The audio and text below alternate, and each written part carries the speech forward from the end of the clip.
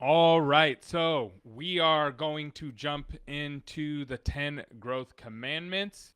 We are on number 6. Number 6, thou shalt love asking for patient referrals.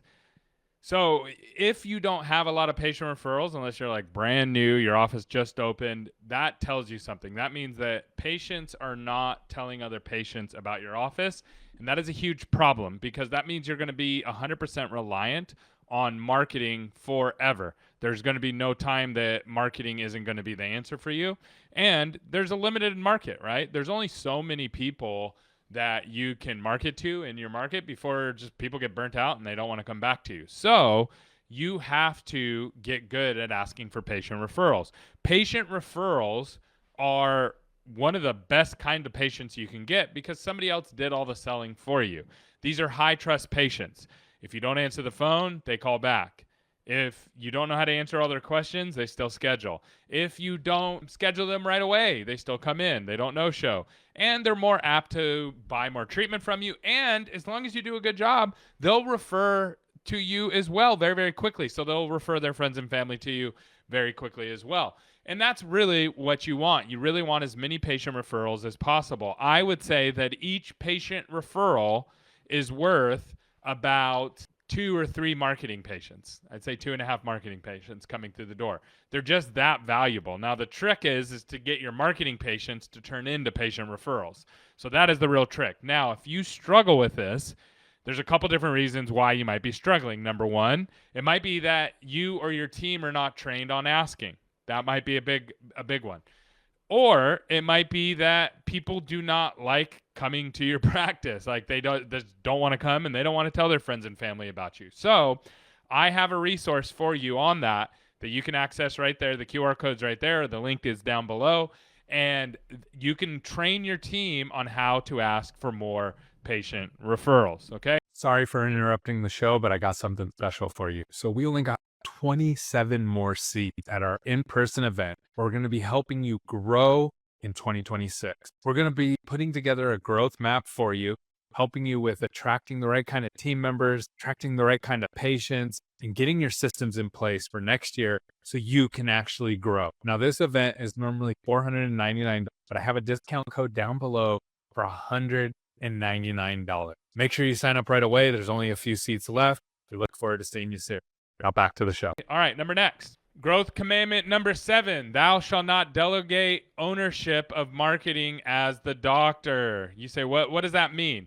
So what I say a lot of times is dentists get busy, right? You're doing dentistry all day. I get it. You're busy. It's hard. It's not easy. However, there's certain jobs that you cannot delegate. All right. And there's certain jobs you should 100% delegate. Let me give you an example. Payroll.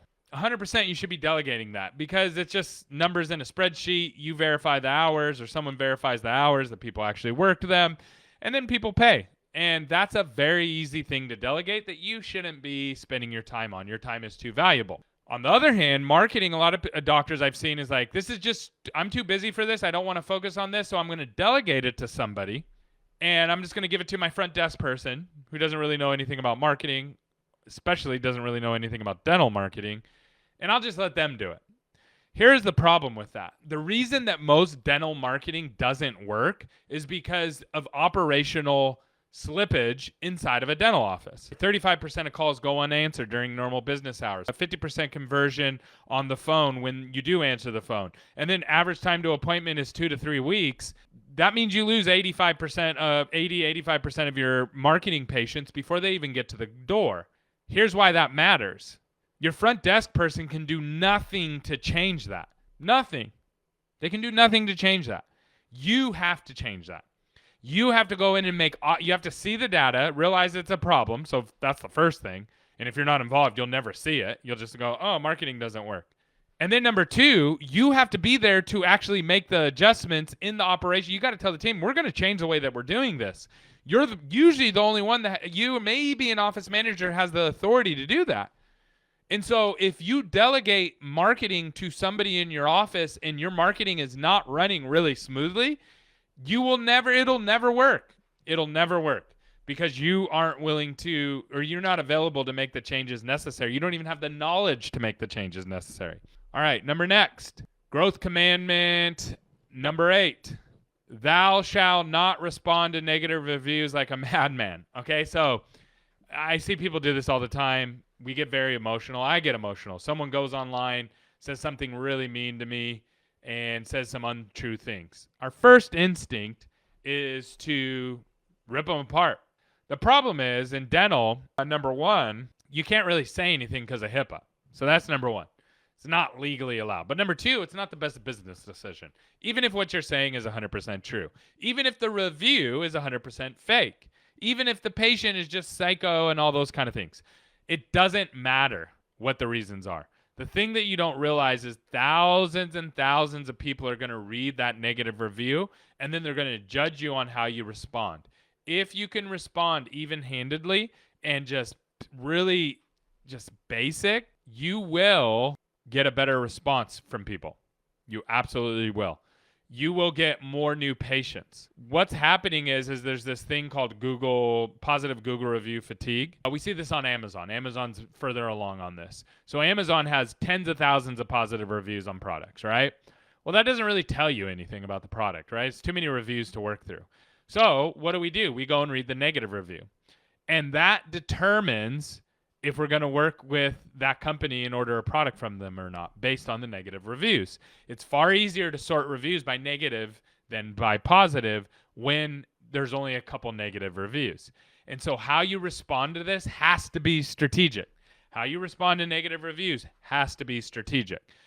I have a whole scripting on that, how to do that. You can download it there or get it in the link below. All right, next, 10 growth commandments. Thou shalt not have a fixed mindset. Other people's success does not mean thy failure.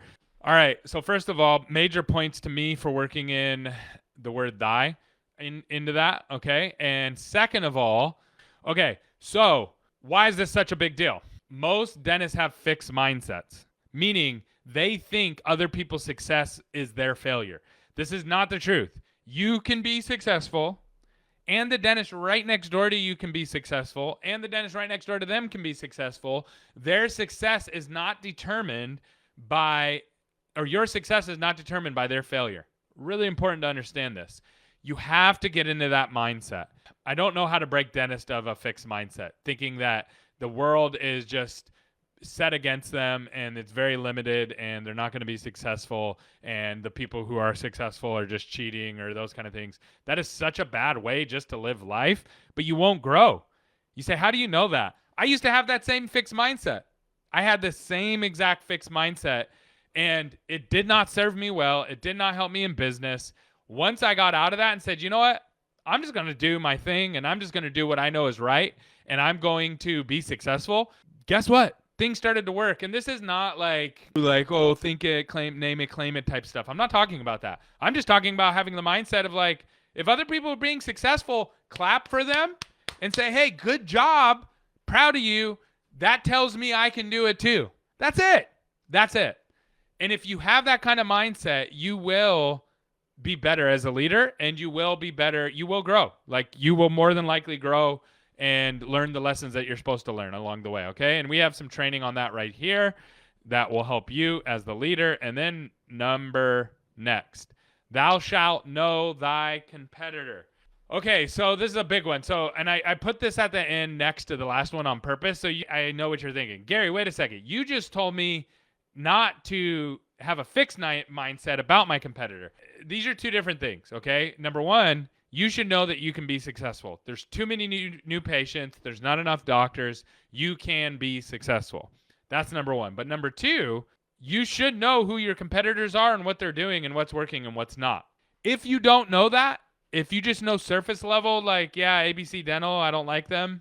This guy down there, he's an okay dentist. I went to college with him. Like, if that's all you know, you don't really know anything. You don't know anything about their marketing. You don't know how you stack up. What makes you better than them? Why should I choose you over them? If you can't answer that in a way that a patient would understand, then you have a problem. So I would suggest that you talk to a marketing company or somebody who has a different kind of mindset or a different set of eyes and helps you break that down. We do these competitive analysis that are really, really helpful when it comes to marketing. Breaks down your historic new patients, your opportunities, your income levels, your population levels, as well as strategic pricing and Google reviews. And it stacks it all against each other and then allows you to make an educated decision on where to focus your marketing. So we do those for free. It's down below. Let me know if you have any questions, and hopefully this series was helpful to you. The 10 growth commandments. If you don't know these things, you will not grow. Have a good one.